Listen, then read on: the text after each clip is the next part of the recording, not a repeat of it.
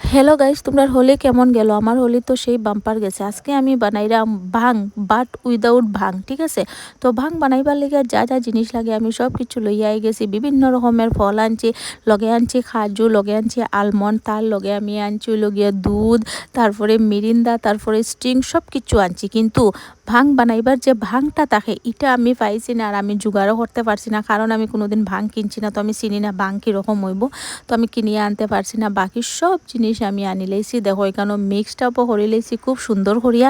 আর ইটারে তোমরা হইতে পারো মহাব্বতের শরবত, না হইলে ফ্রুট শেক, কাস্টার্ড, বহুত কিছু হইতে পারো। তো চলো এখন বানাইয়া ফ্রিজও রাখি দিলাম। 2000 years later. 2 ঘন্টা পরে ফ্রিজ থেকে বাইর করছে, একদম ঠান্ডা ঠান্ডা কুল কুল। আর এটা খাইতে যে এত টেস্ট হয়েছিল, তোমরা যদি একবার খাইতে না তোমরা বুঝলাই না, বাম্পার টেস্ট হয়েছিল। কিন্তু কিতা যে হইতাম, এত টেস্টি লাগছে। তো আজকের আমার এই হোলির দিনের ভাং বাট উইদাউট ভাঙ্গের মিনি ব্লগটা কেমন লাগলো জানাইও।